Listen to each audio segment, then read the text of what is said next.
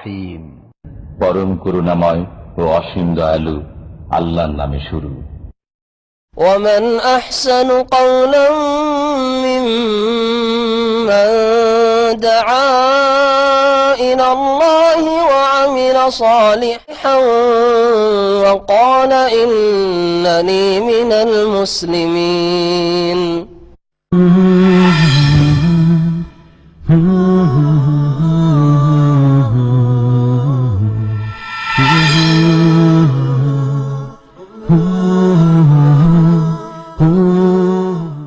أعوذ بالله من الشيطان الرجيم وإذ زين لهم الشيطان أعمالهم وقال لا غالب لكم اليوم من الناس وإني جار لكم فلما تراءت الفئتان نكص على عقبيه وقال إني بريء منكم إني أرى ما لا ترون إني أخاف الله والله شديد العقاب إذ يقول المنافقون والذين في قلوبهم مرض غر هؤلاء دينهم ومن يتوكل على الله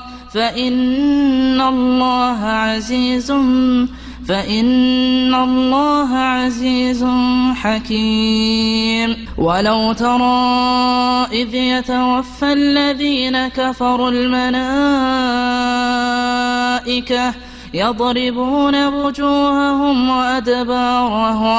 وأدبارهم وذوقوا عذاب الحريق ذلك بما قدمت أيديكم وأن الله ليس بظلام للعبيد كدأب آل فرعون والذين من قبلهم كفروا بآيات الله فأخذهم الله بذنوبهم إن الله قوي شديد العقاب ذلك بأن الله لم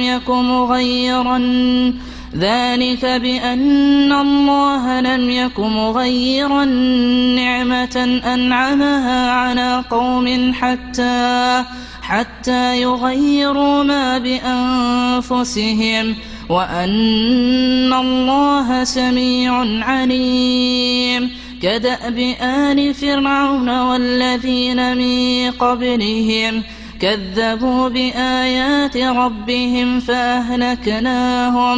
فأهلكناهم بذنوبهم وأغرقنا آل فرعون وكل كانوا ظالمين إن شر الدواب عند الله الذين كفروا فهم لا يؤمنون الذين عاهدت منهم ثم ينقضون عهدهم في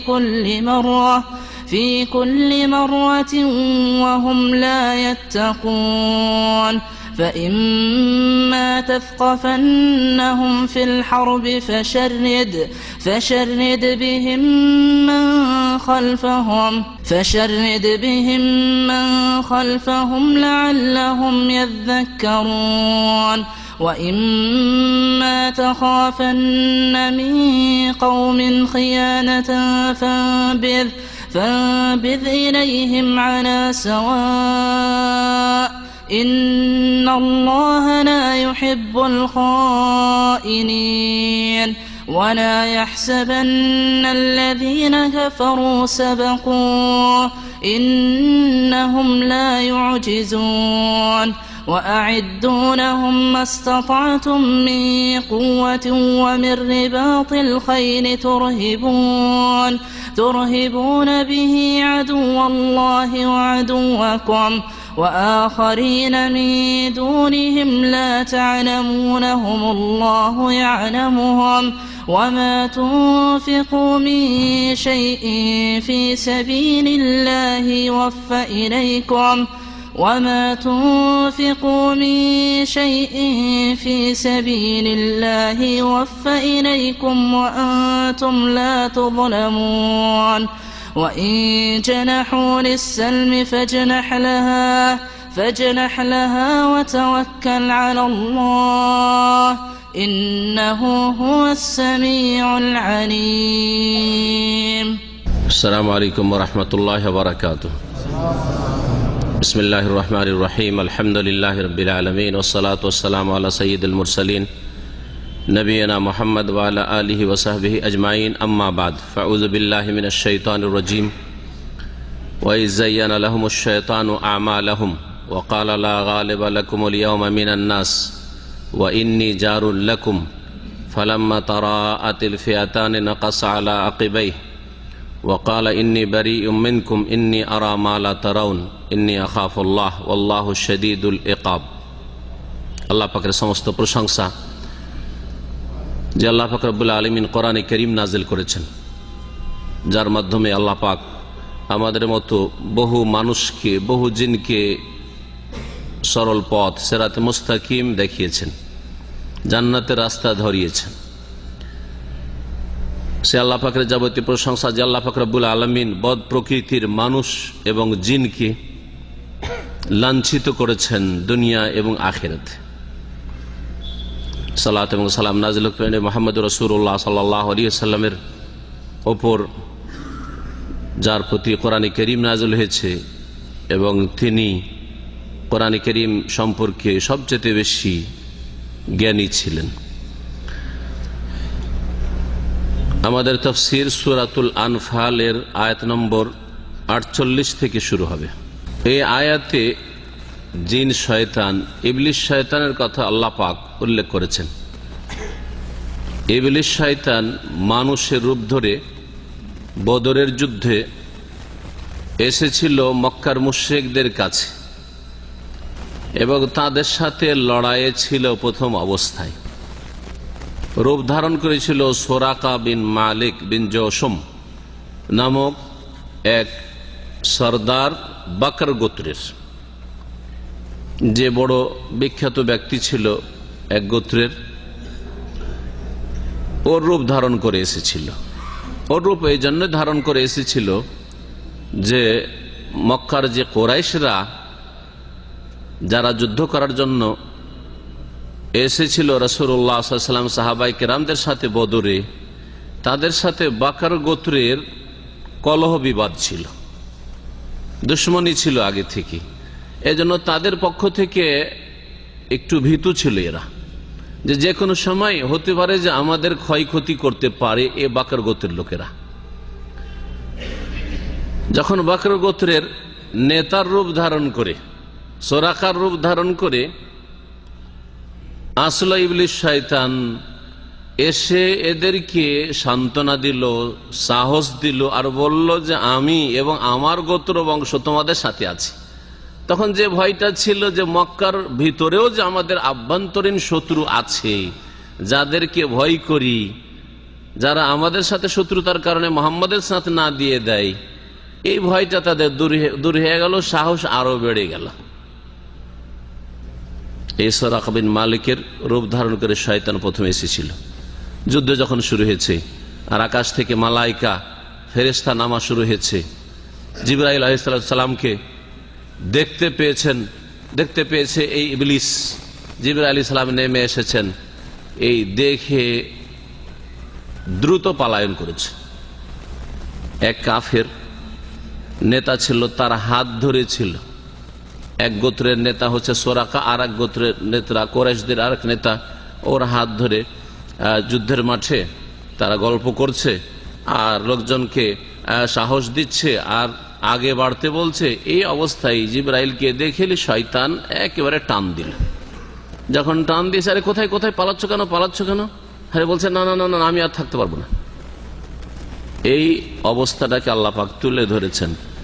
আসেন তরজমা এবং তাফসীর হলে এখন এই শানে নজুল বা এই ঘটনাটি বুঝতে পারবেন। আল্লাহ পাক ইরশাদ করেছেন, ওয়াইজ যায়্যানা লাহুমুশ শাইতানু আমালাহুম, স্মরণ করো যখন মক্কার মুশরিক বদরের যে কাফের যোদ্ধারা ছিল তাদের জন্য শয়তান তাদের কাজকর্মগুলিকে সুসজ্জিত করে পেশ করেছিল, চাকচিক্যময় করে পেশ করেছিল। ইবলিস শয়তান, এখানে শয়তান বলতে ইবলিস শয়তানকে বোঝানো হয়েছে যে সোরাকার রূপ ধারণ করে এসেছিল। ওয়াকালা,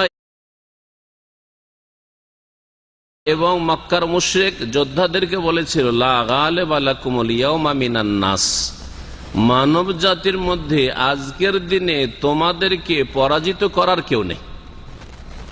আজকে মোহাম্মদ কেন, যে কোনো মানুষ আসুক না কেন, তোমাদেরকে আজকে পরাজিত করতে পারবে না, কারণ তোমরাও শক্তিশালী আর তোমাদের সাথে আমরাও আছি, আমি আছি, আমি বাকর গোত্রের নেতা, তোমাদের সাথে আছি, ভয় করিও না। তারপর ওয়াইন্নি জারুন লাকুম, কারণ আমি তোমাদের পাশেই আছি। জারুন মানে প্রতিবেশী, আমি তোমাদের পাশেই আছি, আমি তোমাদের সাথেই আছি, আমি তোমাদের সহযোগী হিসাবে আছি। ফালাম্মা তারাআতিল ফিআতান, যখন দুই দল পরস্পরকে দেখতে পেল, কাফেরদের সেনাদল আর মুসলিম সেনাদল, একদল আর এক দলের মুখোমুখি হইল, একদল আর এক দলকে দেখতে পাচ্ছে যে এখন যুদ্ধ শুরু হচ্ছে, অর্থাৎ যুদ্ধ যখন শুরু হলো, নাকাসা আলা আকিবাই, তখন এই ইবলিস শয়তান যে সোরাকার রূপ ধারণ করে এসেছিল মানুষের রূপে, সে পেছন দিকে পালায়ন করল। নাকাসা মানে উল্টো দিকে ফিরে যাওয়া, আর আকিব পায়ের গোড়ালিকে বলা হয়। উল্টো দিকে পেছন দিকে ফিরে পালায়ন করল। তখন তার পাশে যারা ছিল তারা ডাকছে যে কোথায় যাচ্ছ, তুমি যাচ্ছ কেন, পেছন দিকে কেন? তখন সে বলছে ওয়াকাল, আর বলল ওই শয়তান, ইন্নী বারিউম মিনকুম, তোমাদের সাথে আমার কোনো সম্পর্ক নেই। বারিউন মানে সম্পর্ক ছেদকারী। ইন্নাল্লাহ বারিউম মিনাল মুশরিকিনা ওয়া রাসূলুহু, সূরা তাওবাতে পড়েছেন। হ্যাঁ, আল্লাহ পাক রব্বুল আলামিন সম্পর্ক ছেদ করছেন এবং তার রাসূল সাল্লাল্লাহু আলাইহি সাল্লাম মুশরিক থেকে। জি, ওয়াকাল ইন্নী বারিউম মিনকুম, আমার কোনো সম্পর্ক নেই তোমাদের সাথে। কেন? আরে এতক্ষণ ছিলি, আমাদেরকে সাহস দিলে, কেন সম্পর্ক? ইন্নী আরা মা লা তারাউন, কারণ আমি এমন কিছু দেখছি যা তোমরা দেখতে পাও না। আল্লাহ সেই সময় দেখিয়ে দিয়েছে। এটা থেকে বোঝা যায় না যে সবসময় শয়তান মালাইকা দেখতে পায়, এটাও প্রমাণ করে না, এতটুকু প্রমাণ করে যে সেই সময় দেখতে পেয়েছে। কিন্তু আমাদের কাছে এর অতিরিক্ত কোনো কোরআন এবং হাদিসের দলিল নেই যে জিন শয়তান আমাদের জন্য আনসিন, আমরাও দেখি না, অদৃশ্য, তাই না? আমাদের চোখের সামনে জিন শয়তান আছে, দেখি না, ঠিক না? আমাদের সামনে, চোখের সামনে ফেরেশতা মালাইকা আছে, আমরা দেখি না, এটা আপন জায়গায় ঠিক আছে। কিন্তু তারা পরস্পরকে দেখে, মানে জিন শয়তান ফেরেশতাকে দেখে, এটা আমরা বলতে পারবো না। আল্লাহু আলাম, আল্লাহু আলাম। যেই ক্ষেত্রে আমাদের জ্ঞান নেই, ওয়ালা তাকফু মা লাইসা লাকা বিহি ইলম, আল্লাহ কোরআনে কারীমে ইরশাদ করছেন, হ্যাঁ, যে সম্পর্কে তোমাদের কোনো জ্ঞান নেই, মানে দলিল প্রমাণ নেই, তার পিছনে পড়িও না। হ্যাঁ বলারই বা কি প্রয়োজন, আর না বলারই বা কি প্রয়োজন? হ্যাঁও বলবো না আর নাও বলবো না। আল্লাহ পাক রব্বুল আলামিন তারপরে বলছেন এই ইবলিসের কথাগুলি নকল করতে গিয়ে, যে ইবলিস কি বলল, ইন্নী বারিউম মিনকুম, তোমাদের থেকে আমি সম্পর্ক ছেদ করছি, ইন্নী আরা মা লা তারাউন, আমি এমন কিছু দেখছি যা তোমরা দেখো না। জিবরাইল আলাইহিস সালামকে দেখে ফেলেছিল। তারপরে সে বলছে ইন্নী আখাফুল্লাহ, আমি আল্লাহকে ভয় করি। শয়তান আল্লাহকে ভয় করে নাকি? শয়তান আল্লাহকে ভয় করে? এখানে ইন্নী আখাফুল্লাহ শয়তানের ভাষায় রয়েছে, আর সূরায়ে কোন সূরা রয়েছে? হাফেজ সাহেবরা, সূরা হাশরে ইন্নী আখাফুল্লাহ, ওখানেও আছে। হ্যাঁ জি, আমি আল্লাহকে ভয় করি। তো শয়তানকে আসলে ভয় করে? যারা ভয় করেন না তারাও ভয় করি কথাটি কখনো কখনো বলে, বলে না? আজকাল যেসব বেনামাজি মুসলিম আছে ওদেরকে জিজ্ঞেস করেন, ভাই নামাজ পড়েন? কেমন কথা বলেন, মুসলিম আমার নামাজ পড়বো না? বলে না? মিথ্যুক না? হ্যাঁ, এক ওয়াক্ত নামাজ পড়লেও নিজেকে নামাজি মনে করে, জুমা পড়লেও নিজেকে নামাজি মনে করে, খেয়াল খুশি যখন মনে হইলো নামাজ পড়লো, সেটাকেও সেই ক্ষেত্রেও নিজেকে নামাজি মনে করে। নামাজি নয়। যারা অসৎ চরিত্রের মানুষ অথবা জিন, তারা মিথ্যা কথা বলে, আর বিশেষ করে মানুষের চাইতে বেশি জিন মিথ্যা কথা বলে। এই কথাটির, কোরআনে কারীমের এই যে বাক্যটি ইন্নী আখাফুল্লাহ, কার কথা এটি? ইবলিস শয়তানের কথা। এই কথারই সম্পর্কে তাফসীরকারগণ বলেছেন যে নবী সাল্লাল্লাহু আলাইহি ওয়াসাল্লামের যে হাদিস রয়েছে যে ওই আবু হুরায়রার আর বাইতুল মাল বা যে খেজুরগুলি ছিল ফিতরার, ওগুলোর মসজিদে পাহারা দেওয়ার ঘটনার হাদিস সহিহ বুখারীতে রয়েছে। আর চোরের রূপ ধরে শয়তান আসলে আসার পরে খেজুর ভরে নিয়ে যেতে শুরু করলো, তখন ধরে ফেলেন। এক রাত ধরলেন তিনি, তারপরে আবার তার কাকে তুমি নীতিতে ছেড়ে দিলেন, দ্বিতীয় রাত আবার প্রতিশ্রুতি নিয়ে ছেড়ে দিলেন, আর তুই আসবি না, হলে তোকে ছাড়বো না, যা মায়া হয়ে গেলো, আবার ছেড়ে দিলেন। তৃতীয় রাতে আর তো ছাড়বে না, দেখলে উপায় নেই, আর কান্নাকাটি করে তো লাভ নাই, আর অজুহাত চলে না, একবার চলে দুইবার চলে, কতবার আর ছাড়ে। তখন কি বলেছিল শয়তান যে তোমাকে এমন একটি জিনিস শিখিয়ে দিচ্ছি, এই শিখিয়ে দিচ্ছি ভালো জিনিসটা, আমাকে ছেড়ে দাও। আয়াতুল কুরসির ফজিলত গুনাগুন শিখিয়ে দিয়েছিল, তাই না? লাম ইয়াজাল আলাইকা মিনাল্লাহি হাফিজুন ওয়ালা ইয়াকরুবুকা শায়তানুন। যদি আয়াতুল কুরসি পড়ে ইজা আওয়াইতা ইলা ফিরাশিক, নিজের বিছানায় যখন আশ্রয় নেবে, অর্থাৎ বিছানায় যখন ঘুমাতে যাবে, শুইতে যাবে, তখন যদি ফাকরা আয়াতুল কুরসি পড়ে নি। আয়াতুল কুরসি জানা আছে আপনাদের, তাই না? সূরা বাকারার আয়াতুল কুরসি যদি পড়ে নাও, তাহলে লাম ইয়াজাল আলাইকা মিনাল্লাহি হাফিজুন, সর্বদা আল্লাহর পক্ষ থেকে সুরক্ষাকারী বডিগার্ড ফেরেশতা তোমার জন্য নিযুক্ত থাকবে। ওয়ালা ইয়াকরুবুকা শায়তানুন, আর তোমার কাছে শয়তান আসতেই পারবে না। কে শিখাচ্ছে? শয়তান নিজেই শিখাচ্ছে, তোমার পাশে শয়তান আসতে পারবে না। তো শয়তান, কারণ ও জানে যে কোনখানে আমরা যেতে পারি না। এই লোকটার কাছে যেতে পারি না কেন? সবার কাছে যেতে পারছি, সবার ঘরে যেতে পারছি, আর এই লোক শুয়ে আছে, এর কাছে কেন যেতে পারি না? তো তিক্ত অভিজ্ঞতা ওর আছে, এটা বাস্তব অভিজ্ঞতা বলা যেতে পারে, তাই না? শয়তানের ওর ভিত্তিতে বলছে যে কারণটা কি, তখন কারণ খুঁজেছে, যে এই আয়াতুল কুরসি পড়ে, তখন খোঁজ নিয়ে এসেছে যেতে কেন পারি না, আয়াতুল কুরসি পড়ছে ঘুমাবার আগে, এই জন্য এর কাছে যেতে পারি না, এর ক্ষয়ক্ষতি করতে পারি না, এর উপরে জাদুর তাসির হয় না, এর উপরে বান মারলে কিছু হয় না, হ্যাঁ, এর ক্ষয়ক্ষতি করার চেষ্টা করলে হয় না, একে জিনে ধরতে পারে না, একে মৃগীর রোগ ধরতে পারে না, ইত্যাদি ইত্যাদি। জি, কোন রকমের অনিষ্ট তার ক্ষতি করতে পারে না, শয়তান কাছে আসতে পারে না। নবী করিম সাল্লাল্লাহু আলাইহি সাল্লামকে যখন ঘটনা বর্ণনা করলেন যে আজকে চোরের অবস্থা, নবী সাল্লাল্লাহু আলাইহি ওয়াসাল্লাম জিজ্ঞেস করলেন, কারণ তিনি ওহীর দ্বারা জানছেন যে কি ঘটেছে রাতে। মা ফাআলা আসিরুকা ইয়া আবু হুরায়রা, আবু হুরায়রা তোমার ওই কয়েদির কি খবর? সে ইয়া রাসূলুল্লাহ, আজকেও ছেড়ে দিয়েছি, কিন্তু আমাকে আয়াতুল কুরসির ফজিলত শিখিয়ে দিয়েছে, ঠিক না? নবী সাল্লাল্লাহু কি বলেছিলেন? সাদাকাকা ওয়া হুয়া কাযুবুন, কথা তোমাকে সত্য বলেছে, কিন্তু সে হচ্ছে মহামিথ্যাবাদী। কাযুবুন মুবাল্লাগার শেখাও, যেমন আল্লাহ মানে মহাজ্ঞানী, আলেম মানে জ্ঞানী, আর আল্লাহ মানে হচ্ছে মহাজ্ঞানী, ঠিক ওই রকমই কাযুবুন মানে হচ্ছে কাযেব মানে মিথ্যুক, আর কাযুবুন মানে মহামিথ্যুক, চরম মিথ্যুক। নবী সাল্লাল্লাহু আলাইহি ওয়াসাল্লাম তাহলে শয়তানকে কি বলেছেন? চরম মিথ্যুক। এখানে তাফসীরকার এই কথাই বলেছেন যে ইন্নী আখাফুল্লাহ কথাটি যে ইবলিস শয়তান বলেছিল, কথা সাদাকাকা, কথা সত্য, যে প্রত্যেক মানুষ এবং জিনকে আল্লাহকে ভয় করতে হবে, কথাটি ঠিক বেরিয়েছে, কিন্তু ওয়া হুয়া কাযুবুন, তার অন্তরে বিশ্বাস নেই কথায়, সে তার জবানের অন্তরের সাথে মিল নেই, অন্তরেও ভয় করে আর জবানে কথা উচ্চারণ করছে এমনটা নয়। অন্তর আর জবানে যদি বৈপরীত্য থাকে তো কথাকে মিথ্যা বলা হয়, যদিও কথাটি সত্য হয়। একটি সত্য কথার জন্য যেটা মুখে বলছেন সেটা অন্তরে থাকতে হবে, হ্যাঁ, আর সেই মোতাবেক কাজ হইতে হবে। বুঝছেন না আমার কথা?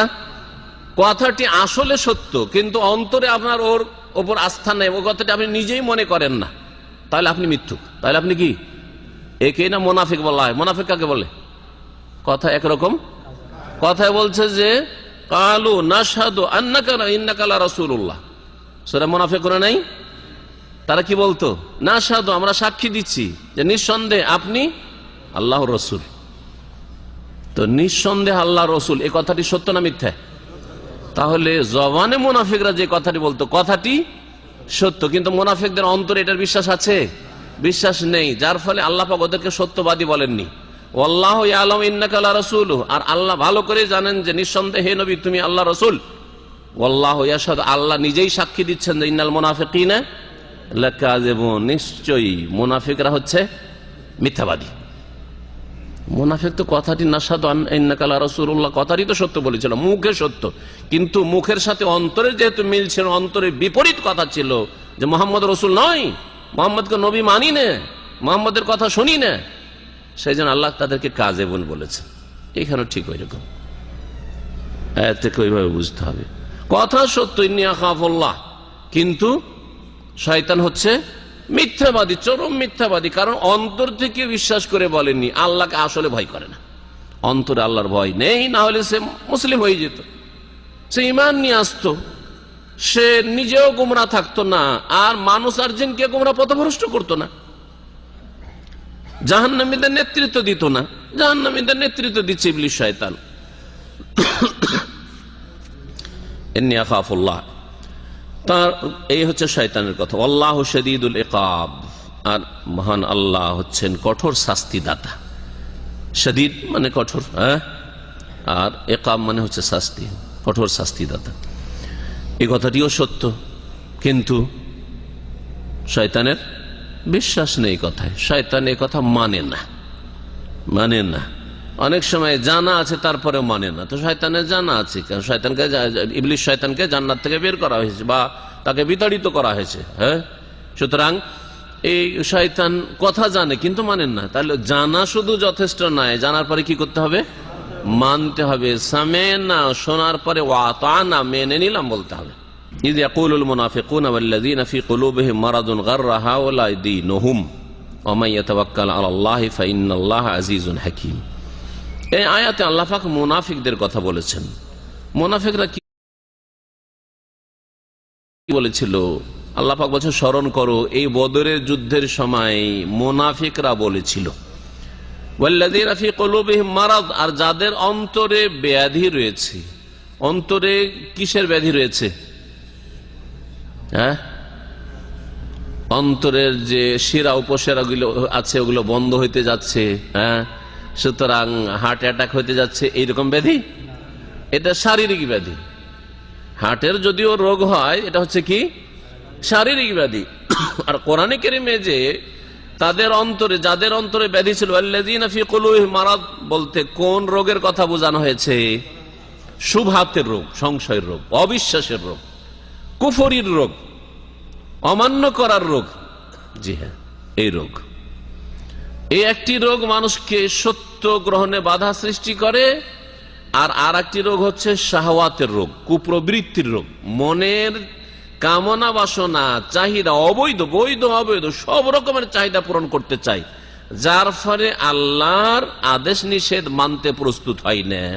আল্লাহ পাক রব্বুল আলামিন বলছেন যে মুনাফিকরা যখন বলেছিল, এবং ওই সব লোকেরা যাদের অন্তরে ব্যাধি, সংশয়ের ব্যাধি, অবিশ্বাসের ব্যাধি, না মানার ব্যাধি, কুফরির ব্যাধি, শিরকের ব্যাধি, এসব ব্যাধি, এগুলি হচ্ছে মারাদ, এগুলি হচ্ছে মারাত্মক রোগ।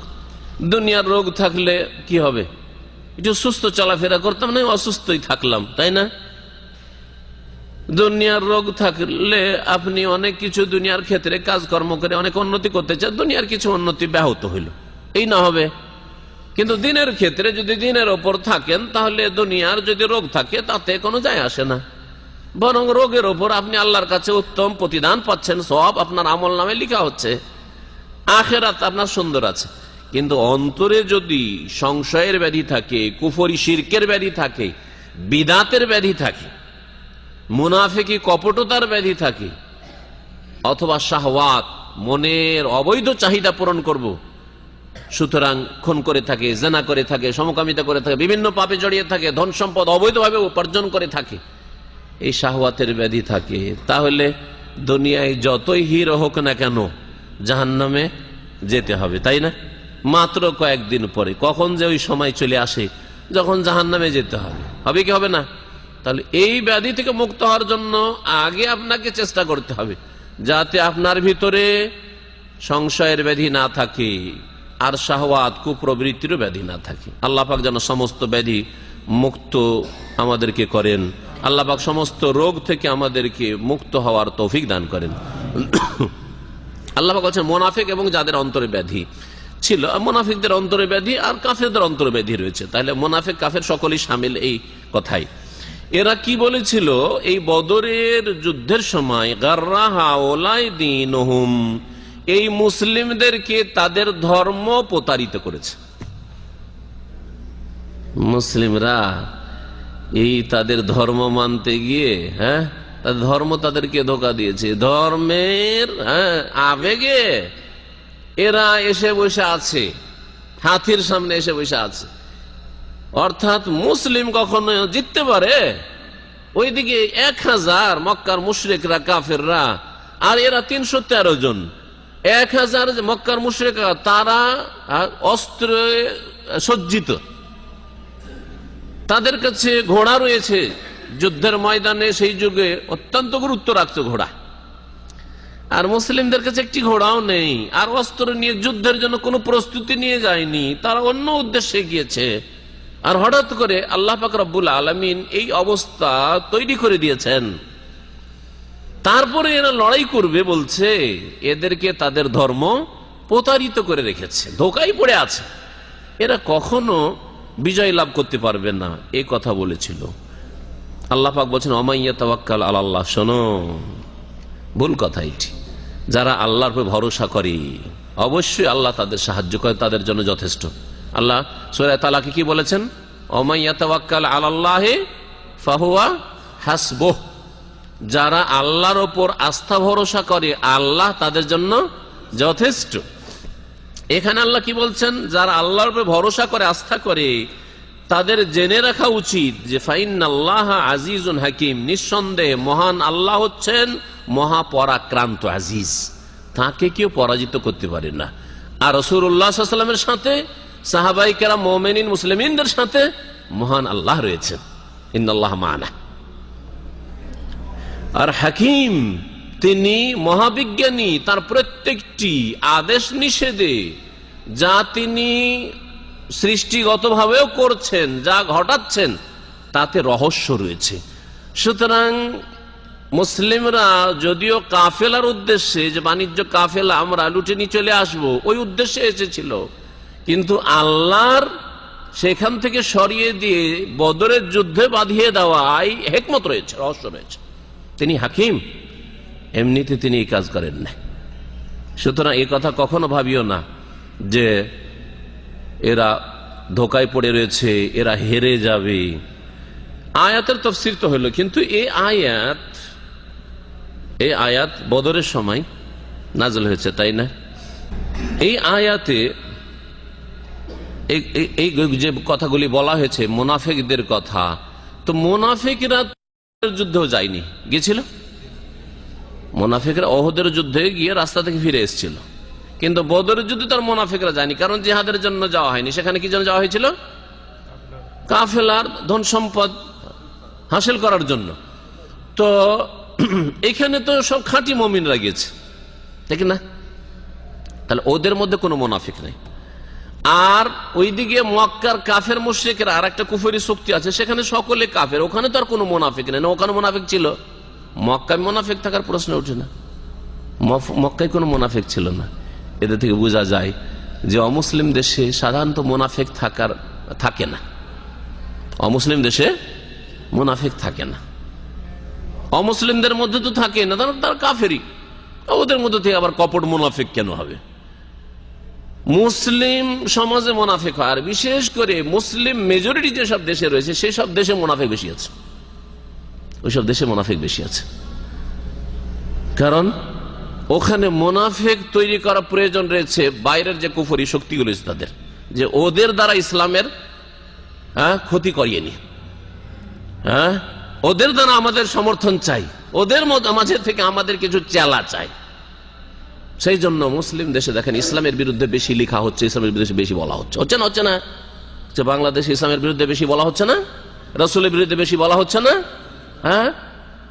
কোরআনের বিরুদ্ধে বেশি বলা হচ্ছে না, কোরবানির বিরুদ্ধে বলা হচ্ছে না। কেন বলা হচ্ছে? কারণ মুসলিম সমাজে মুনাফিক পয়দা হবে, মুসলিম সমাজে বাইরে যে কুফরি শক্তি করে ওরা মুনাফিক পয়দা করবে। মক্কায় তো মুনাফিক ছিল না, আর সাহাবাই কেরামরা গিয়েছেন যে 313 জন, তাদের মধ্যে মুনাফিক নেই। তো মুনাফিকরা বলল যে এই যুদ্ধ শুরু করে দিল, তো এতে কি হয়েছে, এরা প্রতারিত হয়েছে, মুসলিমরা এখনো ধোকায় আছে, ভাবছে যে জিততে পারে।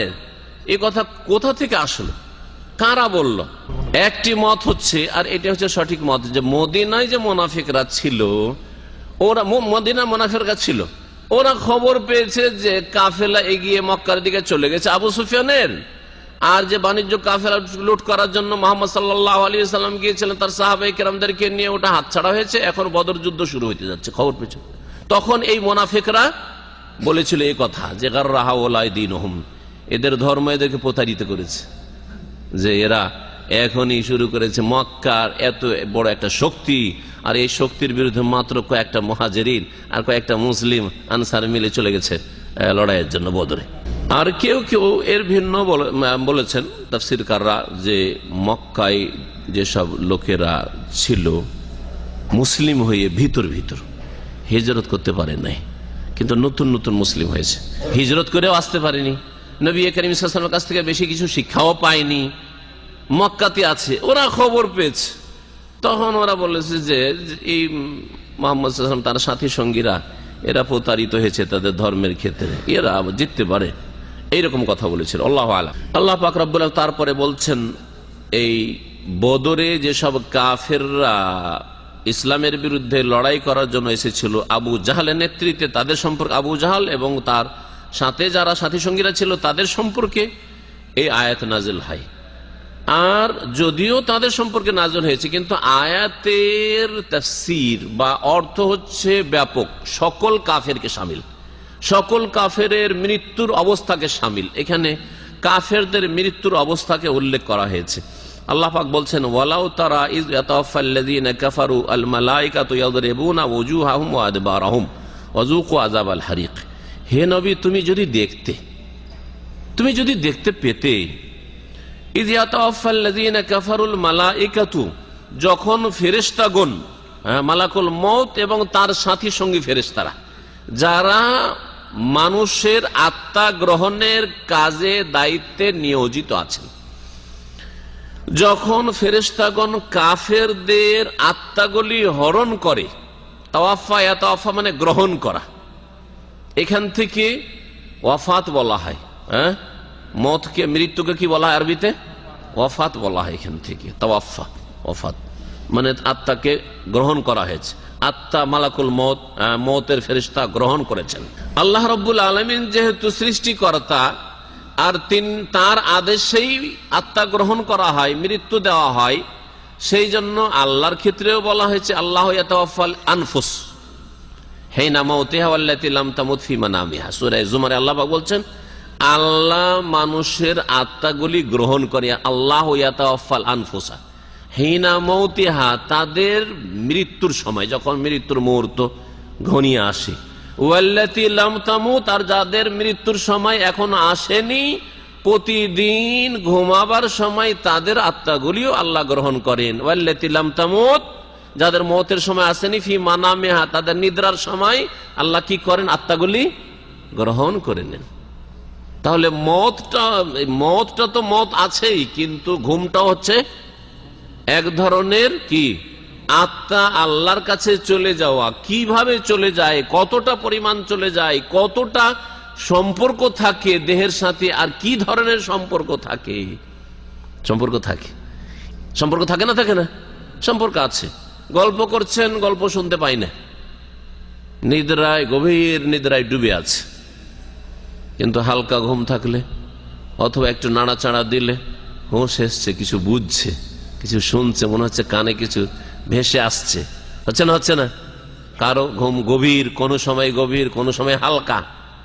অনেক সময় ভাবছেন যে ঘুমিয়ে আছে, আর তার বিরুদ্ধে আলোচনা সমালোচনা পক্ষে বিপক্ষে করছেন, আর সব শুনছে। কিন্তু মিয়া বিবিতে গল্প করছেন, আর ছেলেকে নিজের ঘরে রেখেছেন অথবা মেয়েকে নিজের ঘরে রেখেছেন। অনেকে মূর্খতার সাথে 7 বছর 8 বছর 10 বছরের ছেলে কি আমোদ ফুর্তির গল্প করছেন, ও বাচ্চা মনে হচ্ছে ঘুমিয়ে আছে, ও শুনছে সব। এই জন্য সতর্কতা অবলম্বন করবে এই ক্ষেত্রে। অনেকে অসতর্ক এই ক্ষেত্রে, যখন বুঝতে শিখে নিয়েছে। নবী করিম সাল্লাল্লাহু আলাইহি ওয়াসাল্লাম 10 বছরে বিছানায় আলাদা করতে বলেছেন, এখানে আলাদা করতে বলেছেন। তো বাচ্চাদের ঘর আলাদা করাটাই হচ্ছে বাঞ্ছনীয়, আর না হলে সতর্ক থাকতে হবে। ওয়াফাত বা তাওয়াফার কথা বলছিলাম, গ্রহণ করা। ওয়ালাউ তারা, হে নবী তুমি যদি দেখতে পেতে ওই সময়, যেই সময় ফেরেশতাগণ কাফেরদের আত্মাগুলি হরণ করেন বা গ্রহণ করেন। কি অবস্থায় করেন কাফেরদের আত্মাগুলি গ্রহণ? ইয়াদরিবুনা উজুহাহুম ওয়া আদবারাহুম, তাদের চেহারায়, মুখমণ্ডলে এবং তাদের পেছনে, পিঠে অথবা পাছায়, দুটোকে শামিল। আদবার দোবরের বহুবচন। দোবর এমনি শাব্দিক অর্থ হচ্ছে পাছা, কিন্তু আদবার পিঠের আরবি আলাদা আছে, জাহার আছে, কিন্তু এটাকে শামিল, যেহেতু ওইটাও সামনের বিপরীত পেছন দিকে রয়েছে, সেই জন্য এখানে পিঠকেও শামিল আর পাছাকেও শামিল, পেছন দিক এক কথায়। ফেরেশতারা ওই সময় কাফেরদের আত্মাগুলি গ্রহণ করেন এবং তাদের মুখেও মারেন, গালে মার দেন, আর পেছন দিকেও মার দেন। এই মারতে মারতে আত্মা বের করে নিয়ে যান। এই মারার ধরনটাও কি? এগুলো হচ্ছে গাইবিয়াত, এগুলো হচ্ছে অদৃশ্য। আর একজন মুসলিম বহু অদৃশ্য বিশ্বাস করে, বরং তাদের ইমানই শুরু হয় অদৃশ্য দিয়ে, ইমান বিল্লাহ দিয়ে। আল্লাহ, ইমান বিল গায়ব, না দেখে বিশ্বাস, ঠিক কিনা? আল্লাহর আরশ কুরসি না দেখে বিশ্বাস, কবরের জীবন, মওতের জীবন, আখিরাত, জান্নাত, জাহান্নাম, সবকিছু গায়েব। আর গায়েব ছাড়া, ইমান বিল গায়েব ছাড়া কোন ব্যক্তি, অদৃশ্যের প্রতি বিশ্বাস ছাড়া কোন ব্যক্তি মুমিন মুসলিম হতেই পারে না।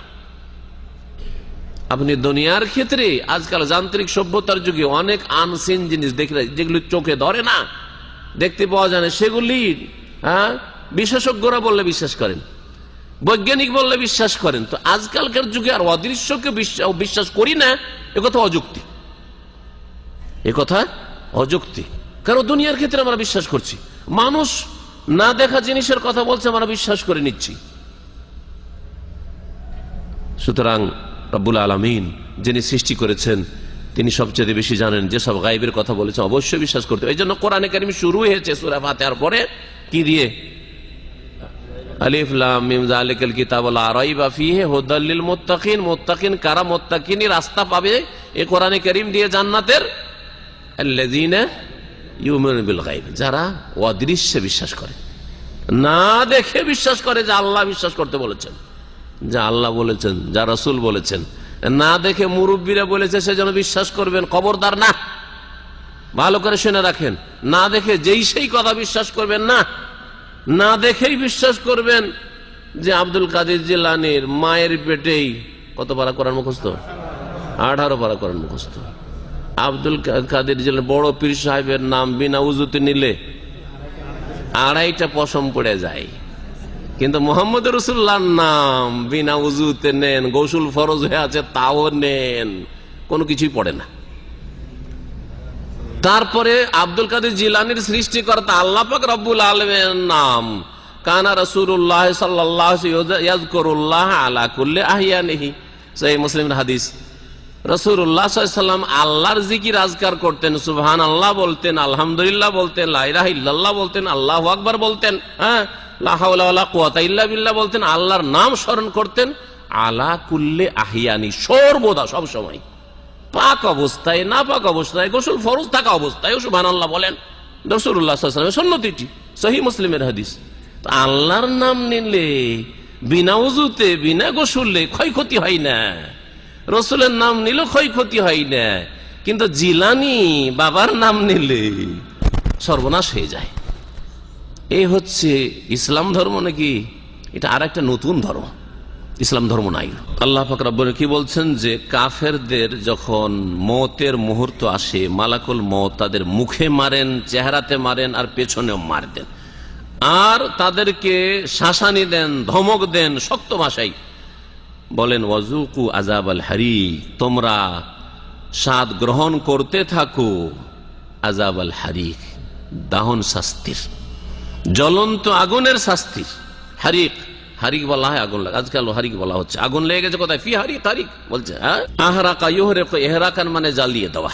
যালিকা বিমা কাদ্দামাত আইদিকুম। আচ্ছা, কাফেরদের মওতের সময় তাদের চেহারায় আর তাদের পেছনে মায়ের কেন ফেরেশতারা দেন? আল্লাহর কারণ বয়ান করছেন, এটা এই জন্যই জালিকা, এর কারণ হচ্ছে বেমা কাদ্দামাত আইদিকুম, হে কাফেররা, হে মুশরিকরা, হে পাপিষ্ঠরা, তোমাদের কৃতকর্ম, তোমাদের পাপ সমূহ, তোমাদের হাতগুলি যা অগ্রিম পাঠিয়েছে, শাব্দিক অর্থ, হাত অগ্রিম পাঠিয়েছে, হাত দ্বারাই যেহেতু ধারণ করা হয়, হাত ছাড়াও মানুষের পাপ হয়, চোখ দিয়েও পাপ হয়, কান দিয়েও পাপ হয়, জবান দিয়েও পাপ হয়, পা দিয়েও পাপ হয়, কিন্তু হাত দিয়ে বোঝানো হয়েছে যে অঙ্গ প্রত্যঙ্গ তোমাদের যেই পাপগুলি করেছে, এই পাপের ফলাফল হচ্ছে মওতের সময় ফেরেশতার মার খাওয়া। ফেরেশতারা আর ফেরেশতাদের মার যে কেমন হয়, সুবহানাল্লাহ! এই গায়েব কেউ না দেখলে কি আর দুনিয়ার মায়ের দু চারটা চড় খেলেন, হ্যাঁ, আর পেছন দিক থেকে দু চারটা বাড়ি পড়লো পিঠে, আল্লাহু আকবার! আল্লাহর আযাব। আল্লাহর এই ফেরেশতারা, এই একটা ফেরেশতার একটা ডানা দিয়ে সারা পৃথিবীকে যদি উল্টো পাল্টা করে রেখে দেন, তাহলে ফেরেশতার মারটা কত জোরে পড়ে। যেই কাফের ওই সময়টা পেয়েছে, সে স্বাদ পেয়ে গেছে। আর কাফের প্রস্তুত থাক, মুশরিক প্রস্তুত থাক, পাপিষ্ঠ গুনাহগার প্রস্তুত থাক এই মার খাওয়ার জন্য। আল্লাহ পাক আমাদের হেফাজত করেন, আল্লাহ পাক আমাদেরকে সংশোধন করার তৌফিক দান করেন, আল্লাহ পাক আমাদেরকে তওবা করে তাঁর দিকে, তাঁর সন্তুষ্টির দিকে ফিরে আসার তৌফিক দান করেন। আল্লাহ পাক তারপরে বলছেন যে আন্নাল্লাহা লাইসা বিযাল্লামিল লিল আবিদ, আর নিঃসন্দেহে আল্লাহ বান্দাদের উপর কখনো জুলুমকারী নন। এই যে মার ফেরেশতারা দিবে আর এটা আল্লাহর পক্ষ থেকে জুলুম হবে এমনটা না। আল্লাহ বলছেন ওমা যালামাহুমুল্লাহ, আল্লাহ তাদের উপর জুলুম করেনি, ওয়ালাকিন্নান নাসা আনফুসাহুম ইয়াজলিমুন, মানুষরাই নিজেদের উপর জুলুম করেছে, নিজের উপর নিজেই জুলুম করেছে, নিজের ক্ষয়ক্ষতি নিজেই করেছে। কাযাবে আলে ফিরআউন, আল্লাহ পাক বলছেন যে এই মক্কার কাফের মুশরিকদের অবস্থা হচ্ছে ফিরআউনের অনুসারীদের মতো। এখানে একটি শব্দ এখানে উজ্জ আছে, দাবহুম, দাবো কুফারে কুরাইশ বা কুফারে মক্কা, কাযাবে আলে ফিরআউন। এই মক্কার কাফের মুশরিকদের অবস্থা হচ্ছে ফিরআউনের অনুসারী বা ফিরআউনের বংশধর এর অবস্থার মতো। দাবুন মানে আদাতুন, মানে অবস্থা। ওয়াল্লাযীনা মিন ক্বাবলিহিম, আর ওই সব কাফেরদের অবস্থার মতো যারা তাদের পূর্বে ছিল, ফিরআউনের পূর্বে ছিল, যেমন নূহ আলাইহিস সালামের জাতির মতো। আল্লাহ ধ্বংস করেছেন ওই জাতিকে, আদ সামুদ জাতির মতো, যাদেরকে আল্লাহ পাক ধ্বংস করেছেন। কাফারু বিআয়াতিল্লাহ, তারা আল্লাহর আয়াত সমূহকে অস্বীকার করেছিল, অমান্য করেছিল। ফাখাযাহুমুল্লাহু বিযুনুবিহিম, তাদের পাপের কারণে আল্লাহ তাদেরকে পাকড়াও করেছিলেন, ধরে নিয়েছিলেন। এইরকমই মক্কার কাফের মুশরিকদের অবস্থা। আল্লাহ এদেরকেও এখন বদরের প্রান্তে ধরে ফেলেছে। এইটা হচ্ছে প্রথম ধরা, আর এরপরে চলবে মক্কা বিজয় পর্যন্ত। আল্লাহ পাক কথা বলতে চেয়েছেন। আল্লাহ পাক তারপরে বলছেন ইন্নাল্লাহা কাওয়িয়্যুন শাদীদুল ইকাব, নিঃসন্দেহে মহান আল্লাহ কাওয়িয়্যুন, মহা শক্তিধর, কাওয়িয়্যুন বড় শক্তিমান, শাদীদুল ইকাব কঠোর শাস্তিদার। ফেরেশতারা যে কাফের মুশরিকদের চেহারায় আর পেছনে মার দিয়ে থাকেন, এটি বদরের যুদ্ধ সম্পর্কে বলা হয়েছে। এই সম্পর্কে আব্দুল্লাহ ইবনে আব্বাস রাদিয়াল্লাহু তাআলা আনহু যা বলেছেন একটু আপনাদেরকে শোনাই। তাফসীর ইবনে কাসির থেকে বলছেন, কালা ইবনে আব্বাস রাদিয়াল্লাহু তাআলা আনহু বলেন, ইযা আকবালাল মুশরিকুনা বিউজুহিম ইলাল মুসলিমিন, বদরের প্রান্তে যখন মুশরিক সেনাদল সামনে বেড়ে মুসলিমদের দিকে এগিয়ে আসছিল, যারাবু ওজুহাহুম বিসুয়ুফি, তখন তাদের চেহারায় তরবারির আঘাত হানতেন ফেরেশতারা। ওয়াইদা ওয়াল্লাউ, আর যখন পালাতে শুরু করত, এরকম মার খেয়ে অনেক পালাতে শুরু করত, পালাতে যখন শুরু করেছে, আদরাকাতুমুল মালাইকাতু ফাদারাবু আদবারাহুম, তখন ফেরেশতারা তাদের উপর ধাওয়া করে তাদের পিছনে ছুটে তাদের পেছন দিকে মার দিত। এইভাবে আল্লাহ পাক রব্বুল আলামিন ফেরেশতা দিয়ে মার দিয়েছেন মক্কার কাফের মুশরিকদেরকে, যারা বদরে রাসূলুল্লাহ সাল্লাল্লাহু আলাইহি ওয়াসাল্লামের বিরুদ্ধে, সাহাবায়ে কেরামদের বিরুদ্ধে লড়াই করার জন্য এসেছিল। আর এটা প্রত্যেক কাফেরের মওতের সময় ঘটে থাকে। আল্লাহ পাক রব্বুল আলামিন তারপরে বলছেন যে মক্কার মুশরিকদেরকে আল্লাহ পাক ভালো সুখে রেখেছিলেন। এদের সুখ বিভিন্ন দিক থেকে, আর্থিক দিক থেকে ওরা সুখী ছিল।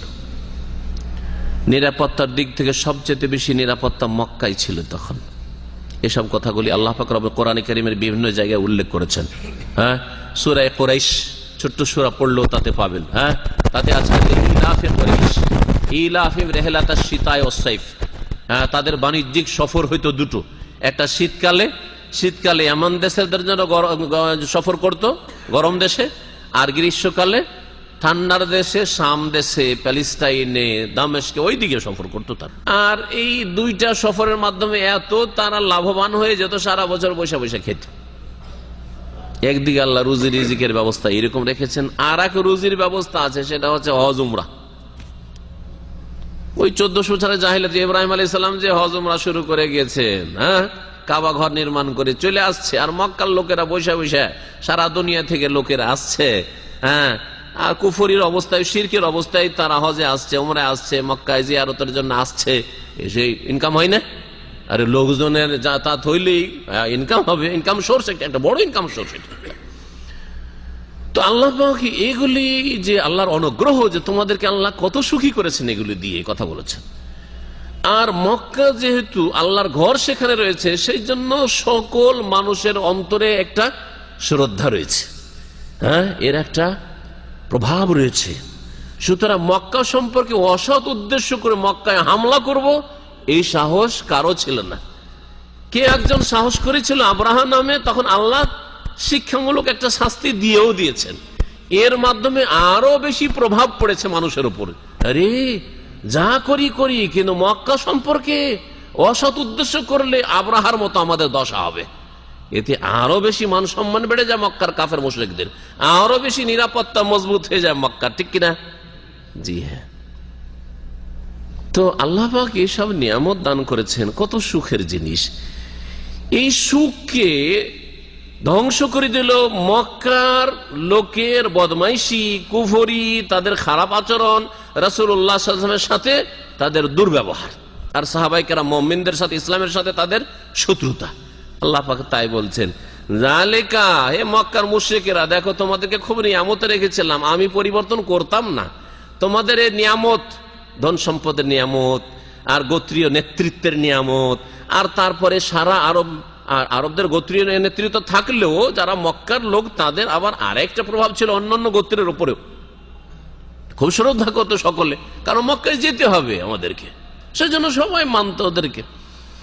আল্লাহ বলছেন যে তোমাদের এই নিয়ামত আমি ছিনিয়ে নিতাম না, তোমরা যদি আল্লাহর সাথে খারাপ আচরণ না করতে, আল্লাহ রাসূল সাল্লাল্লাহু আলাইহি সাল্লামের সাথে খারাপ আচরণ না করতে, তাকে বিতাড়িত না করতে, তার দাওয়াত সাদরে গ্রহণ করতে, তার সাথী সঙ্গীদের উপর জুলুম অত্যাচার না করতে, তাদেরকে হিজরত করতে বাধ্য না করতে, তাহলে তোমাদের নিয়ামত আমি ছিনিয়ে নিতাম না, তোমাদের কাছে নেতৃত্ব রাখতাম। আল্লাহ বলছেন, যালিকা, শুনে রাখো, তোমাদের বিপর্যয় কেন আসলো হে কাফেররা, বিআন্নাল্লাহ লাম ইয়াকু মুগায়্যিরান নি'মাতান আন'আমাহা আলা কওমিন, যে আল্লাহ পাক রব্বুল আলামিন কোন নিয়ামতকে পরিবর্তন করেন না। যেই নিয়ামত আল্লাহ কোন সম্প্রদায়ের ওপর করেছেন, বা যেই অনুগ্রহ আল্লাহ করেছেন, হাত্তা ইউগায়্যিরু মা বিআনফুসিহিম, যতক্ষণ পর্যন্ত তারা নিজের অবস্থাকেই পরিবর্তন না করে দেয়। নিজেদের অবস্থা পরিবর্তন করেছে, নিজেরাই যখন খারাপ হয়েছে, তখন আর এই নেতৃত্বের যোগ্যতা তাদের থাকে নাই। এই নিরাপত্তা তারা হাসিল করবে, নিরাপদ মক্কায় বাস করবে, এই যোগ্যতা তারা হারিয়ে ফেলেছে। সুখের দিন কাটাবে, এই সময় তারা শেষ করে ফেলেছে। আল্লাহ পাক তখন তাদের কাছ থেকে নেতৃত্ব, তাদের কাছ থেকে মক্কাতুল মুকাররমা, তারা যে ছিল কাবার মুতাওয়াল্লি, এই সমস্ত কিছু ছিনিয়ে নিয়ে সাইয়্যিদুল মুরসালিন খাতামুন নবীর মুহাম্মদুর রাসূলুল্লাহ সাল্লাল্লাহু আলাইহি সাল্লাম এবং তার সাহাবায়ে কেরাম খুলাফায়ে রাশিদিনের হাতে দিয়ে দিলেন। এই আয়াত যদিও প্রেক্ষাপট হচ্ছে এ বদরের যুদ্ধ আর মক্কার কাফেরদের ইসলাম দ্রোহিতা, ইসলামের শত্রুতা, কিন্তু সকল মানুষের ক্ষেত্রে প্রযোজ্য, ঠিক কিনা? সুতরাং আল্লাহর যে নিয়ামত আল্লাহ দান করেছেন আপনাকে ব্যক্তি জীবনে, আপনি এই আয়াত আপনার উপর ফিট করবেন। আপনি যদি পাপমুক্ত থাকেন, আল্লাহ যে সুখ শান্তি আপনাকে পারিবারিক, আর্থিক, আর শারীরিক, আর মানসিক, আর নিরাপত্তাগত দিয়েছেন, আল্লাহ কখনো কেড়ে নেবেন না। কিন্তু আপনার পাপ যখন বেড়ে যাবে, আপনি নিজে চরিত্রহীন, তখন আপনার স্ত্রীও চরিত্রহীন হয়ে যাবে। আপনি নিজেই যখন চরিত্রহীন, তখন আপনার ছেলে মেয়েগুলো চরিত্রহীন পয়দা হবে। আপনি নিজেই যখন অসৎ, তখন আপনার ছেলে মেয়েরা সব অসৎ আর অসৎই হবে। আপনি যখন নিজেই আল্লাহর অকৃতজ্ঞ হবেন, তখন আল্লাহ পাক রব্বুল আলামিন আপনার নিয়ামত ছিনিয়ে নেবেন, নিরাপত্তার নিয়ামত ছিনিয়ে নেবেন, নেতৃত্বের নিয়ামত ছিনিয়ে নেবেন, নিয়ামতে আপনার সচ্ছলতার নিয়ামত ছিনিয়ে নেবেন, আপনার পারিবারিক যে শান্তি ছিল, শারীরিক মানসিক শান্তি ছিল, সেসব আল্লাহ পাক ছিনিয়ে নেবেন। এটাই করে আল্লাহ পাক রব্বুল আলামিন। ভারত উপমহাদেশের ইতিহাস এর জন্য স্পষ্ট প্রমাণ। 800 বছরের মুসলিম রাজত্ব কোথায় চলে গেছে। আজকেও যদি তাদের যদি স্বাধীনতার বক্তব্য দিতে হয়, 26 জানুয়ারির বক্তব্য দিতে হয়, ওই লালকেল্লা থেকে বক্তব্য দিতে হয়। লালকেল্লা কারা তৈরি করেছে?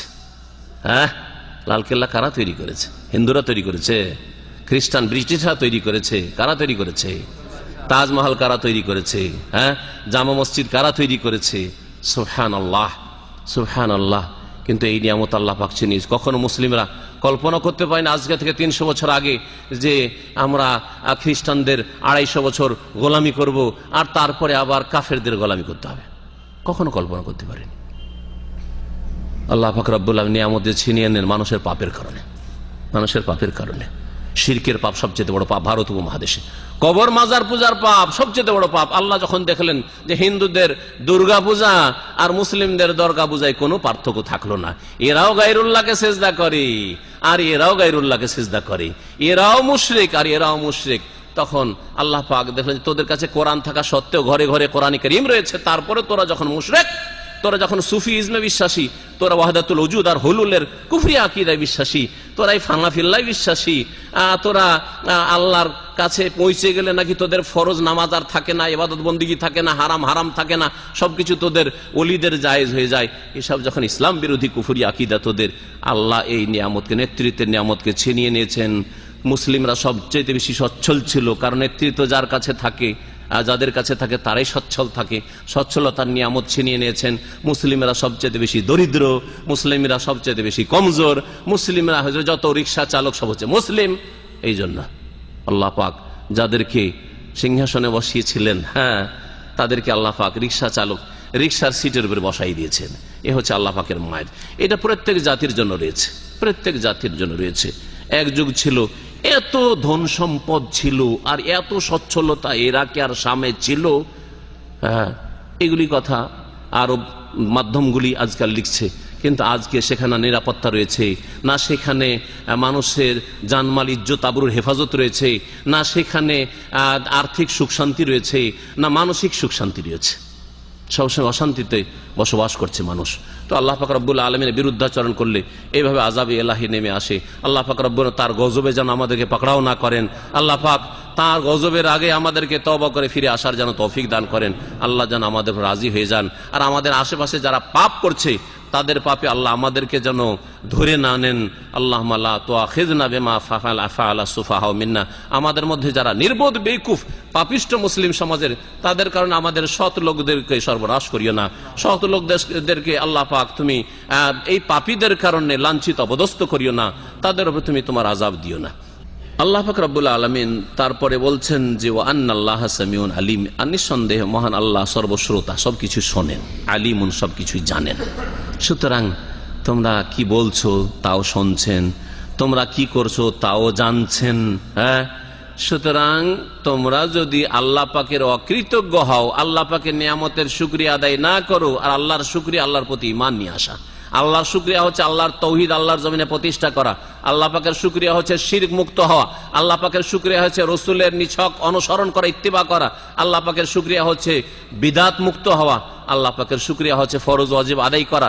আল্লাহ পাকের শুকরিয়া হচ্ছে হারাম নাজায়েজ কাজ থেকে বেঁচে থাকা। আল্লাহ পাকের সন্তুষ্টির কাজে মেহনতি হওয়া, আল্লাহ পাকের অসন্তুষ্টির কাজ থেকে দূরে থাকা, হচ্ছে আল্লাহ পাকের শুকরিয়া। যদি আল্লাহ পাকের শুকরিয়া আদায় করেন, আল্লাহ কখনো নিয়ামত ছিনিয়ে দেবেন না। আল্লাহ সবকিছু শুনছেন, আল্লাহ সবকিছুই দেখছেন। কাদাবে আলে ফিরাউন, আল্লাহ পাক বলছেন যে মক্কার মুশরিকদের অবস্থা হচ্ছে ফিরাউনের অনুসারীদের মতো, ওয়াল্লাযিনা মিন ক্বাবলিহিম, আর ওইসব কাফেরদের মতো যারা ফিরাউনের পূর্বে ছিল জালেম কাফের, তাদের মতো এদের দশা হয়েছে আর হবে।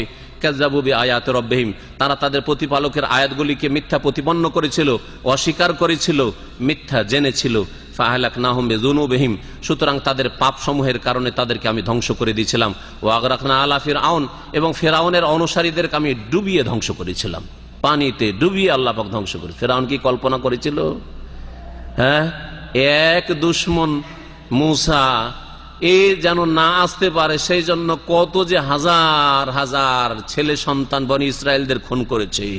কিন্তু আল্লাহ যে যার হাতে ফিরআউনের পতন ধ্বংস রেখেছেন, সেই মূসাকে শেষ তো করতে পারল না, বরং তার বাড়িতেই তাকে মানুষ করতে হইল, লালন পালন তাকে দিয়ে আল্লাহ করিয়ে নিল। এতে থেকে বুঝতে পারছেন না যে আল্লাহ কত শক্তিমান, কত শক্তিমান। যতই কিছু আপনি করেন, আল্লাহ পাকের ইচ্ছার বিরুদ্ধে কিছুই করতে পারবেন না। আরে না হয় মূসাকে মারলো না, কিন্তু নিজের বাড়িতে আবার লালন পালন। ওয়া মাকারু ওয়া মাকার আল্লাহ ওয়াল্লাহু খায়রুল মাকিরিন, তারা ষড়যন্ত্র করে, আল্লাহ কৌশল করেন, আল্লাহ কৌশল করেন। ওয়াল্লাহু খায়রুল মাকিরিন, আর উত্তম কৌশলকারী আল্লাহ পাক রব্বুল আলামিন। যে তুই মারবি মূসাকে, তোর বাড়িতেই তোর কাছেই মানুষ করে নেব, তোকে দিয়ে হ্যাঁ তার ভরণ পোষণের সব খরচ তোর কাছে নেব। দুধ পান করাচ্ছেন মূসার মা, আর খরচ আসছে ফিরআউনের তহবিল থেকে। জি হ্যাঁ, জি হ্যাঁ। এতেও যদি আমাদের আল্লাহর উপর তাওয়াক্কুল না মজবুত হয়, আল্লাহর উপর ভরসা যদি আমাদের যদি সহিশুদ্ধ না হয়, দুনিয়ার উপায় উপকরণের উপর আস্থা ভরসা থাকে, তাহলে আমাদের ঈমান কোথায়? আল্লাহ তো বাস্তবে প্রমাণ দেখাচ্ছে, এমন নয় যে শুধু মানে থিওরিক্যাল কথা, যে আল্লাহ শুধু বলেছে আল্লাহর উপরে ভরসা করলে আল্লাহ যথেষ্ট, আল্লাহর উপরে ভরসা করলে যথেষ্ট। আল্লাহ তো বাস্তবেও দেখিয়েছেন, মুসা আলাইহিস সালামের ঘটনা, ইউসুফ আলাইহিস সালামের ঘটনা, আর এরকম বহু ঘটনাই রয়েছে। আমাদের কাছে তো অল্পই আল্লাহ কিছু বয়ান করেছেন, বহু ঘটনা রয়েছে যেগুলি আমাদের জ্ঞানের বাইরে রয়েছে, ঠিক না? তো আল্লাহ পাকে হেফাজত করে, সুতরাং আল্লাহকে ধরেন, মজবুত আল্লাহকে ধরেন। আল্লাহকে যে ধরে, আল্লাহ কখনো অসহায় ছেড়ে দেবেন না, ছুঁড়ে ফেলে দেবেন না। আল্লাহ পাক রব্বুল আলামিন তারপরে বলছেন যে আমি কি করলাম, ওয়া আগরাকনা আলা ফিরআউন, ফিরআউনের অনুসারীদেরকে আমি পানিতে নিমজ্জিত করলাম, ডুবিয়ে ধ্বংস করলাম। ওয়া কুল্লুন কানু যালিমিন, কেন ধ্বংস করলাম? কারণ এরা প্রত্যেকেই জালেম ছিল, এরা প্রত্যেকেই জালেম, অন্যায়কারী ছিল। জুলম কত প্রকার? 3 প্রকার। কি কি? আল্লাহর হক নষ্ট করা জুলুম, যেটা হচ্ছে সবচেয়ে বড় হক হচ্ছে আল্লাহর তৌহিদ, তৌহিদ নষ্ট করা মানে শিরক। এজন্য শিরক হচ্ছে সবচেয়ে বড় জুলুম। সূরা লোকমান হাকিমের ভাষায় তার ছেলেকে উপদেশ দিতে গিয়ে বলেছে, ইন্না শিরকা লাযুলমুন আযীম, শিরক হচ্ছে সবচেয়ে বড় জুলুম। এটা হচ্ছে একটা জুলুম। তাহলে মুশরিক কাফের সবচেয়ে বড় জালেম, সবচেয়ে বড় জালেম। খুনি সবচেয়ে বড় জালেম না, মুশরিকের পরে বড় জালেম। জেনাকারী বড় জালেম, কিন্তু মুশরিকের চাইতে বড় জালেম না, কাফের চাইতে, নাস্তিকের চাইতে বড় জালেম না, অবিশ্বাসীর চাইতে বড় জালেম না। তার দ্বিতীয় জুলুম বান্দার হক নষ্ট করার জুলুম।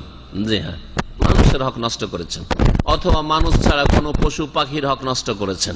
পশু পাখির জুলুম হতে পারে। আপনার বাড়ির গরু, সেই জন্য আপনি সকাল বিকাল পিটাতে থাকবেন? হ্যাঁ, আপনার বাড়ির চাকর বা আপনার স্ত্রী, সেই জন্য ভূতের মতো খাটাইতে থাকবেন? সারাদিন খাটতে আছে আপনার স্ত্রী, হ্যাঁ, কারণ আপনার মায়ের সে দাসী। হ্যাঁ, হিন্দু সভ্যতা আপনাকে শিখিয়েছে, যার ফলে ওই যে সকালে ফজরে উঠেছে, সারা দিন খাটতে আছে আপনার খেদমত, আপনার বাপ মায়ের খেদমত, আপনার ভাই বোনের খেদমত করতে করতে আপনার বোন সাবালিকা হয়ে বসে আছে, রান্নাঘরে যাবে না, আপনার মা সুস্থ বসে আছে, যাবে না, সহযোগিতা করবে না, আর ভূতের মতো খাটতে রাত 10টা 11টা হবে, তখন কখনো বিছানায় আসার সুযোগ হবে। এই জুলুম করে নাকি আমাদের দেশের মানুষেরা?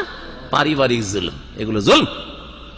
যে জুলুম টের পায় না শরীয়তের জ্ঞান না থাকার কারণে, জুলুম এগুলি।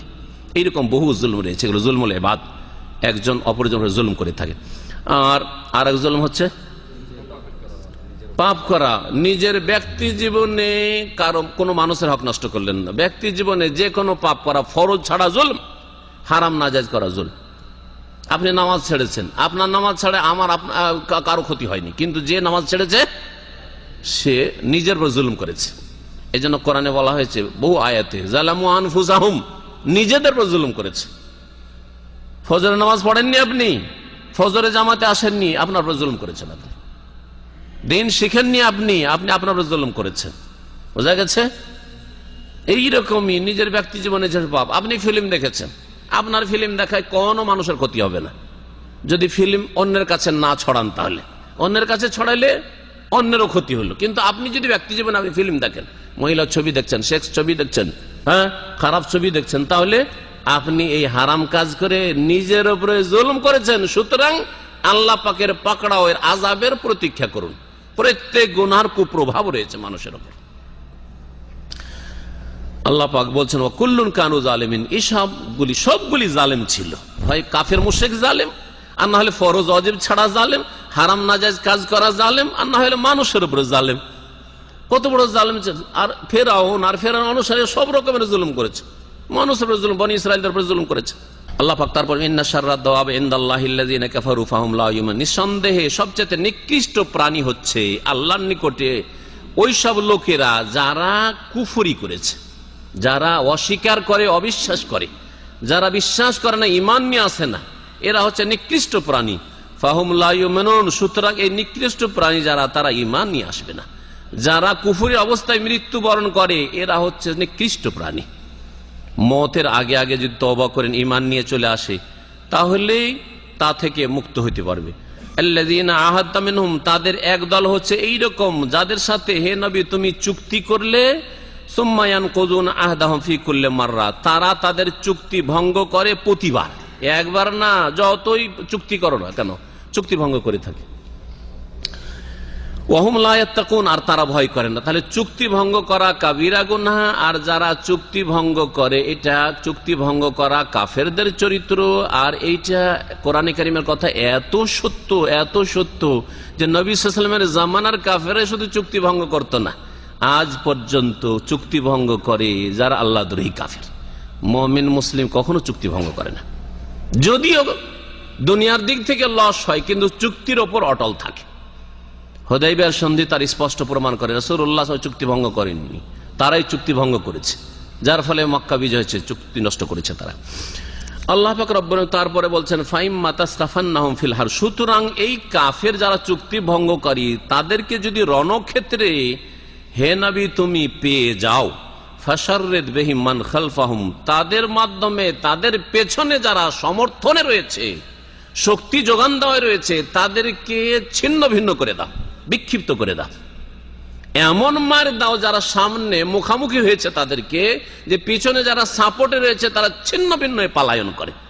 এইরকম মার দিতে হবে রণক্ষেত্রে। আল্লাহ পাক শিখিয়ে দিচ্ছেন স্বয়ং আল্লাহর দুশ্মনকে কেমন করে প্রতিহত করতে হবে, আল্লাহ দুশ্মনকে কেমন করে পরাজিত করতে হবে।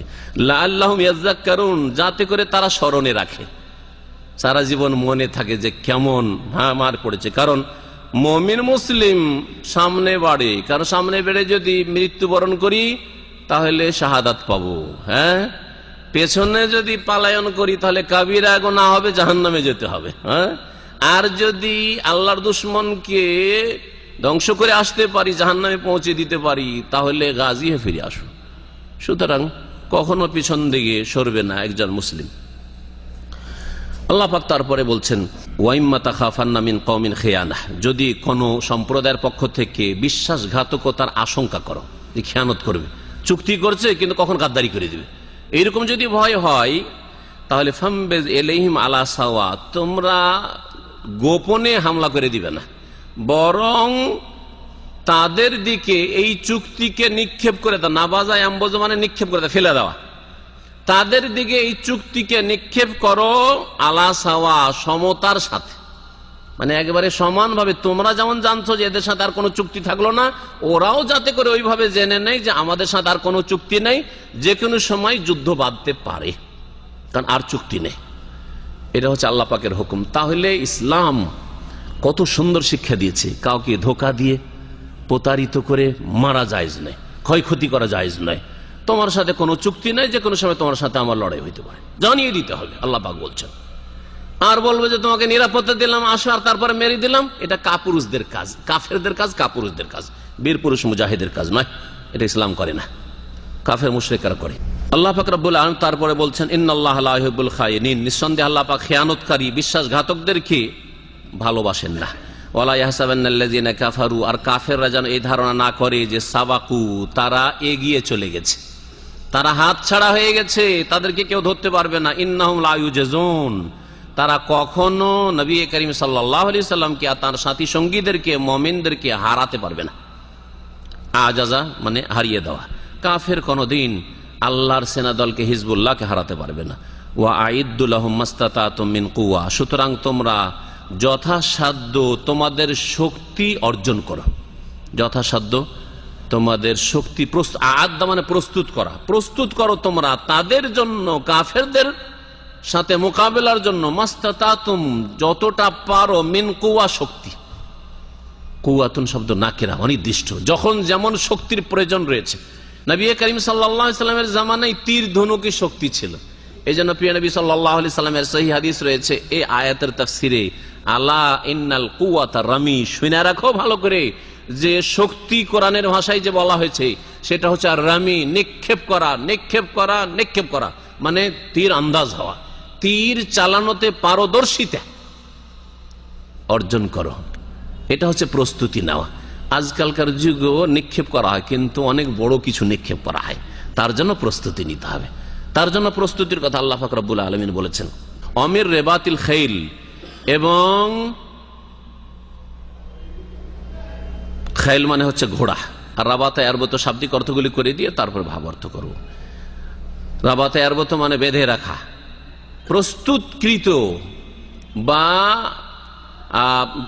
যেটাকে বলা যায় প্রশিক্ষণ প্রাপ্ত, তরবিয়ত প্রাপ্ত, প্রশিক্ষণ প্রাপ্ত অশ্ব, ঘোড়া, যে যুদ্ধের মাঠে কাজ আসে, রণক্ষেত্রে কাজ আসে।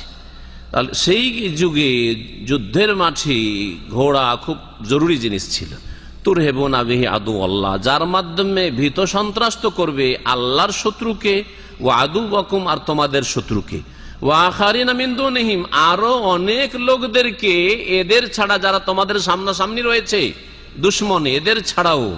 লা তা'লামুনহুম, যেসব শত্রুদেরকে তোমরা জানো না, চেনো না, এখনো তারা আসেনি, এখনো তোমাদের সামনে স্পষ্ট হয়নি। আল্লাহ ইয়ালামুহুম, আল্লাহ ওইসব শত্রুদের সম্পর্কে জানেন। সুতরাং তাদের বিরুদ্ধে তোমরা প্রস্তুতি নাও। ওয়া মা তুনফিকু মিন শাইইন ফি সাবিলিল্লাহ, আর আল্লাহর রাহে যা কিছুই তোমরা খরচ করবে, ইউআফা ইলাইকুম, তার প্রতিদান পূর্ণ মাত্রায় দেওয়া হবে। ওয়া আনতুম লা তুযলামুন, তোমাদের উপর কোনো রকম জুলম করা হবে না। ওয়া ইন জানাহু লিসসালমে, আর তারা যদি সন্ধির জন্য আগ্রহী হয়, জানাহা মানে ঝুঁকে যাওয়া, সন্ধির জন্য তারা ঝুঁকে যায়, হাত বাড়ায় যে আমরা সন্ধি করতে চাই, তাহলে আমরা হাত টেনে নেব না, এটা ইসলাম শিখাচ্ছে, আমরা আরো বেড়ে যাব। ঠিক আছে, শান্তির সাথে তোমরা বসবাস করতে চাও, আমরা বসবাস করতে চাই। ওয়াইন জানাহুল ইসলাম, তারা যদি সন্ধির জন্য আগ্রহী হয়, ফাজনাহলা, হে নবী তুমিও তার জন্য, সন্ধির জন্য আগ্রহী হয়ে যাও। ওয়া তাওয়াক্কাল আলাল্লাহ, এবং আল্লাহর উপর আস্থা ভরসা করো। ইন্নাহু হুয়াস সামিউল আলিম, কারণ তিনি হচ্ছেন সর্বশ্রোতা এবং সর্বজ্ঞ, সবকিছুই তিনি জানেন। এখানে আমাদের তাফসির আজকে শেষ করলাম। ইনশাআল্লাহ তাআলা আগামী সপ্তাহে আমাদের এই সূরা আনফালের তাফসির শেষ হবে। আর আগামী সপ্তাহে যেমন নিয়মিত আমাদের আলোচনা পাঁচতলায় চলে, পাঁচতলাতেই হবে। আল্লাহ পাক রব্বুল আলামিন যেন আমাদেরকে কোরআন বোঝার তৌফিক দান করেন, কোরআনে কারীমের প্রতি আমল করার তৌফিক দান করেন, কোরআনের দিকে মানব জাতিকে দাওয়াত দেওয়ার তৌফিক দান করেন, রাসূলুল্লাহ সাল্লাল্লাহু আলাইহি সাল্লামের আদর্শ মোতাবেক জীবনযাপনে তৌফিক দান করেন। ওয়া সাল্লাল্লাহু আলা নবিয়িনা মুহাম্মদ ওয়া আলা আলিহি ওয়া সাহবিহি।